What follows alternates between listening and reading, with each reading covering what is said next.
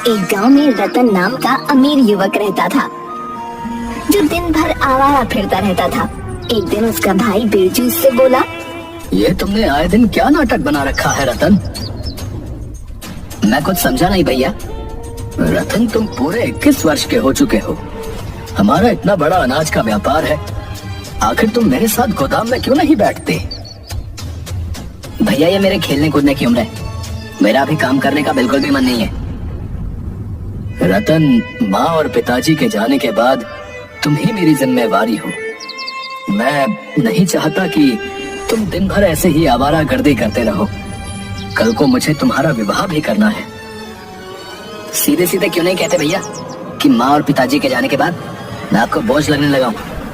रतन की बात सुनकर बिरजू क्रोधित होकर बोला, अपनी जुबान को लगाम दो रतन। तुम अपने बड़ों से बात करने की बिल्कुल तमीज भूल गए हो। रतन बिरजू की बात को नजरअंदाज करके क्रोधित होकर घर से बाहर निकल गया। तभी बिरजू की पत्नी आरती आकर बिरजू से बोली, रतन अब जवान हो चुका है, आपका उसे इस तरह डांटना शोभा नहीं देता। सुना तुमने आरती, उसने क्या कहा? मैं उसे बहुत समझता हूँ। आप चिंता मत कीजिए, धीरे धीरे वो सब समझ जाएगा। इधर रतन गांव में फिर से आवारा गर्दी करने लगा। तभी उसकी नजर मुखिया की बेटी झुमरी पर पड़ी। रतन उसके पास जाकर बोला, मैं तुमसे काफी दिनों से बात करना चाह रहा था झुमरी। देखो रतन, मैं तुमसे तंग आ चुकी हूँ। तुम गांव में मुझसे इस तरह की बातें करते हो और गांव वाले मेरे और तुम्हारे बीच को लेकर कुछ और ही समझते हैं। उन्हें जो समझना है समझने दो। जल्दी बोलो, क्या बात करनी है? झुमरी, मैं तुमसे प्रेम करता हूँ और तुमसे विवाह करना चाहता हूँ। रतन की बात सुनकर झुमरी का गुस्सा 7वें आसमान पर पहुंच गया। मेरे पिता इस गांव के मुखिया हैं रतन, और वो मुझे कॉलेज सिर्फ इस वजह से पढ़ने भेजते हैं कि उन्हें मुझ पर भरोसा है। मैं उनके विश्वास को नहीं तोड़ सकती। आइंदा अगर मेरे पीछे आए ना और मुझसे बात करने की कोशिश की तो मैं तुम्हारी शिकायत अपने पिताजी से कर दूंगी। तुम्हें जिससे शिकायत करनी है तुम कर सकती हो। अगर तुम्हारे पिताजी गांव के मुखिया हैं तो मैं भी कोई कम अमीर नहीं हूँ। तुम्हारे पिताजी जैसों को खरीद सकता हूँ मैं। इतना कहकर रतन वहाँ से चला गया। शाम को जब रतन घर आया तो उसने देखा कि मुखिया उसके भाई बिरजू के पास बैठा था। बिरजू रतन से बोला, ये मैं क्या सुन रहा हूँ रतन? अब तुम आवारा गर्दी करने के साथ साथ लड़कियों को भी छेड़ने लगे। मैंने किसी को नहीं छेड़ा भैया।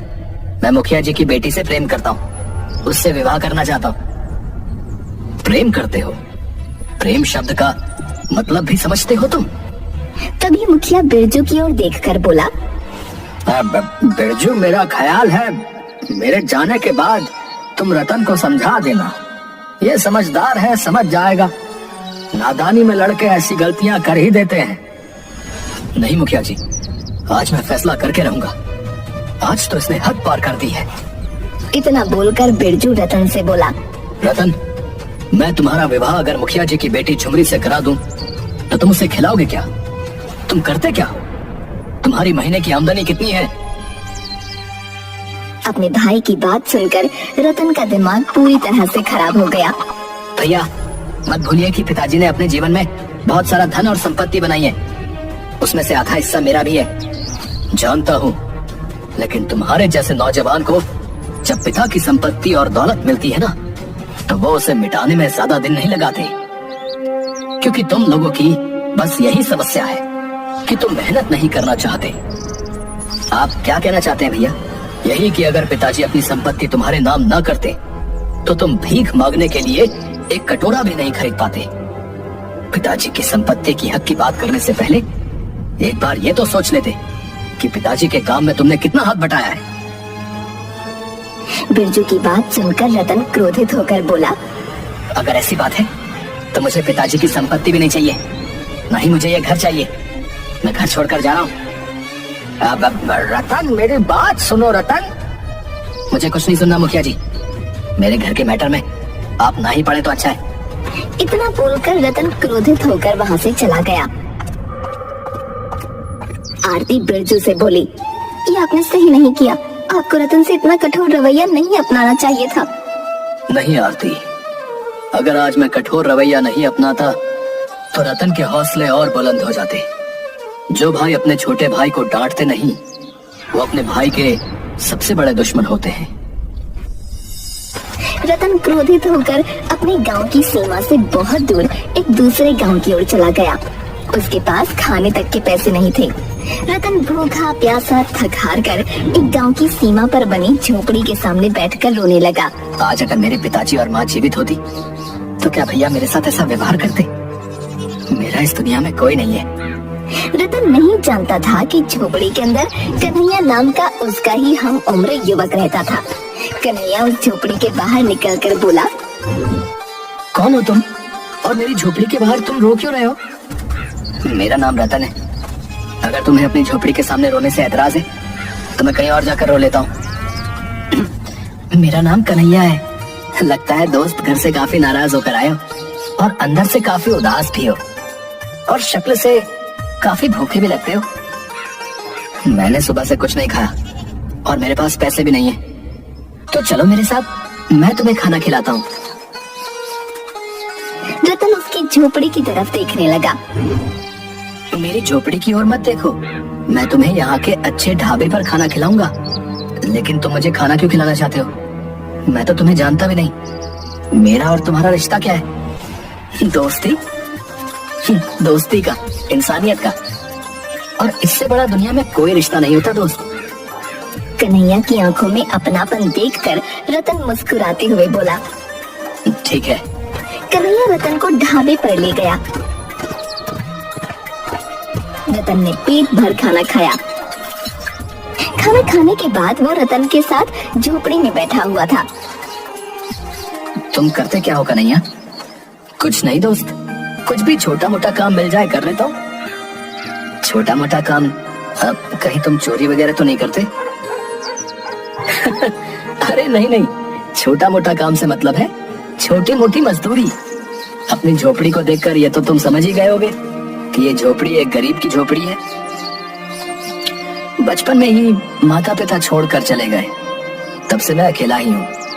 जब तुम्हें अपनी झोपड़ी के बाहर अपने माता पिता को याद करते हुए देखा तो मुझे अपने माता पिता याद आ गए। एक समय में मैं भी अपने माता पिता को याद करके बहुत रोता था। अब क्या मैं भी तुम्हारी झोपड़ी में तुम्हारे साथ रह सकता हूँ? ये भी कोई पूछने की बात है? मेरी झोपड़ी में 2 ही चारपाई हैं। एक हमेशा खाली पड़ी रहती थी, शायद ये तुम्हारे लिए ही थी। रतन कन्हैया से बात करते करते ही सो गया। अगले दिन रतन कन्हैया से बोला, अब अगर तुम्हें कोई ऐतराज ना हो दोस्त, तो क्या अब मैं भी तुम्हारे साथ मजदूरी कर सकता हूँ? रतन, तुम्हारे कपड़े देखकर ही मैं समझ गया था कि तुम कोई अमीर घराने से ताल्लुक रखते हो। तुम्हारे हाथ बता रहे हैं कि तुमने आज तक कभी कोई भारी वजन नहीं उठाया। तुम रहने दो। अब नहीं, काम को लेकर मेरे भैया ने मुझे ताना मारा था। मैं भी काम कर सकता हूँ, मैं तुम्हारे ऊपर बोझ नहीं बनूंगा। रतन की बात सुनकर कन्हैया मुस्कुराने लगा। उस दिन के बाद रतन रोज कन्हैया के साथ मजदूरी करने लगा। कुछ ही दिनों में वो दोनों गहरे दोस्त बन गए। मगर रतन कभी कभी अचानक उदास हो जाता था। ये तुम अचानक उदास क्यों हो जाते हो? अगर तुम्हें घर की याद आती है तो तुम चले क्यों नहीं जाते? नहीं, मेरे परिवार वाले मुझे बिल्कुल भी प्यार नहीं करते। अगर थोड़ा सा भी करते होते तो वो मुझे ढूंढते हुए यहाँ जरूर आते। एक दिन कन्हैया और रतन गांव की सड़क पर बने हुई छोटी सी दुकान पर चाय पी रहे थे। तभी एक लग्जरी कार आकर रुकी। उस लग्जरी कार में बिरजू और आरती निकलकर बाहर आ गए। रतन, हमने तुम्हें कहाँ कहाँ नहीं ढूंढा, तुम यहाँ हो। चलो घर चलो। मैं घर नहीं जाऊंगा भैया। रतन, जिद मत करो। मैंने तुमसे जो भी कठोर शब्द बोले मैं उसके लिए क्षमा मांगता हूँ। तुम्हारे बगैर घर सुना है। रतन, अपने भैया को नहीं तो कम से कम अपनी भाभी की बात तो मान सकते हो। मैं तुम्हारी माँ समान हूँ। आज मुझे पूरा विश्वास था कि तुम जरूर मिलोगे। चलो घर चलो, मैं तुम्हारी पसंद के सारे व्यंजन बनाऊंगी और तुम्हारा विवाह झुमरी से करा दूंगी। अपनी भाभी की बात सुनकर रतन मुस्कुरा दिया और बगैर कन्हैया से मिले कार में बैठकर चला गया। रतन को इस तरह जाता देख कन्हैया को अंदर से बहुत बुरा लगा। कन्हैया मुस्कुराते हुए अपने आप से बोला, वाह रे दोस्त, एक बार मिलकर ही चले जाते। चलो कोई बात नहीं, तुम मिलकर नहीं गए तो क्या हुआ, लेकिन मैं तुमसे मिलने तुम्हारे घर पर जरूर आऊंगा। कन्हैया बेचारा उस दिन से अकेला रह गया। कुछ महीनों बाद कन्हैया को रतन की बहुत याद आने लगी। कन्हैया जानता था कि रतन किस गांव में रहता है। कन्हैया रतन के घर पहुंचा। इतने सुंदर घर को बाहर से देखकर ही कन्हैया की आंखें फटी रह गईं। तभी उसकी नजर रतन पर पड़ी। रतन कन्हैया को देखकर बिल्कुल भी खुश नहीं हुआ। कैसे हो मेरे दोस्त? तुम तो मुझसे मिलकर भी नहीं गए। और दोस्त, मुझे नहीं पता था कि तुम्हारा घर इतना सुंदर होगा। जब तुम्हारा घर बाहर से इतना सुंदर दिखता है तो अंदर से तो और ज्यादा सुंदर होगा। तुम तो मेरी उम्मीद से भी ज्यादा अमीर निकले। रतन बुरा सा मुंह बनाते हुए बोला, यहाँ कैसे आना हुआ कन्हैया? सब कुछ यही पूछ लोगे क्या? अपने दोस्त को अंदर नहीं बुलाओगे? अंदर सजावट का काम चल रहा है। वो क्या है कि 2 दिन बाद मेरी मुखिया की बेटी झुमरी से शादी है और तुमने अपनी शादी में गरीब दोस्त को बुलाना भी गवारा नहीं समझा। देखो कन्हैया, मैं जानता हूँ कि तुमने मेरी मदद की और तुमने मुझे खाना खिलाया और मुझे अपनी झोपड़ी में रहने के लिए एक चारपाई दी। तुम्हें उसके लिए जितने भी पैसे चाहिए मैं तुम्हें देने के लिए तैयार हूँ। कन्हैया, तुम जानते नहीं मैंने जितना वक्त तुम्हारे साथ गुजारा है वो कितनी मुश्किल और मुसीबत से गुजारा है। इतनी सड़ी हुई और बदबूदार जगह पर मेरा दम घुटता था, इसलिए मैं कभी कभी वहां से भागने की सोचता था, मगर तुम्हें लगता था कि मैं उदास हो जाता हूँ। रतन, तुम्हारी सोच बहुत छोटी निकली दोस्त। मैंने तुम्हें सच्चे दिल से अपना दोस्त माना था, इसीलिए तुम्हारी मदद की थी। कन्हैया, तुम में और मुझ में जमीन आसमान का फासला है। एक अमीर और एक गरीब दोस्त नहीं हो सकते। मैं नहीं चाहता तुम्हें यहाँ पर कोई और देखे जिससे मेरी बेइज्जती हो जाए, इसलिए तुम शांति से यहाँ से चले जाओ। रतन की बात सुनकर कन्हैया उदास हो गया और उदासी से मुस्कुराता हुआ बगैर कुछ कहे वहाँ से चला गया। कुछ महीनों बाद कन्हैया अपने गांव के एक रोड पर खड़ा था कि तभी एक कार तेजी से आकर एक पेड़ से टकरा गई। कन्हैया वहाँ खड़े लोगों से बोला, अरे देखो, वो कार एक पेड़ से टकरा गई। कन्हैया सहित सभी लोग वहाँ चले गए। कन्हैया कार के अंदर बैठे लोगों को देखकर बोला, अरे ये तो रतन है और लगता है ये इसकी पत्नी है। एक व्यक्ति कन्हैया से बोला, क्या तुम इसे जानते हो? हाँ जानता हूँ, और मैं ये भी जानता हूँ कि ये कहाँ रहता है। अब ये दोनों तो बुरी तरह से जख्मी है। इन दोनों को तुरंत अस्पताल में एडमिट कराना होगा। भैया तो सही कहते हो, एक काम करो, जल्दी से कार से इन दोनों को निकालो। कन्हैया ने उस व्यक्ति की मदद से उन दोनों को अस्पताल में एडमिट कर दिया। उस व्यक्ति ने कन्हैया की मदद से रतन के परिवार वालों को वहाँ पर बुला लिया। बिरजू दौड़ता हुआ वहाँ आ गया और डॉक्टर से बोला, अब मेरे भाई की तबीयत कैसी है और उसकी पत्नी झुमरी कैसी है? देखिए, उनकी पत्नी को तो ज्यादा चोट नहीं है, लेकिन आपके भाई की हालत ठीक नहीं है। क्या कहना चाहते हैं आप? आपके भाई का खून बहुत ज्यादा बह गया है। खून ज्यादा बह जाने की वजह से उनकी दोनों किडनियां डैमेज हो गई हैं। तो फिर आप मेरी किडनी ले लीजिए। आई एम सॉरी, आपकी एज ज्यादा है। डॉक्टर, मेरे भाई के इलाज में जितना भी रुपया खर्च हो जाए उसकी चिंता मत कीजिए, बस मेरे भाई को ठीक कर दीजिए। आप जाकर सबसे पहले खून का इंतजाम करिए, क्योंकि आपके भाई का ब्लड का जो ग्रुप है वो हमें कहीं नहीं मिल रहा।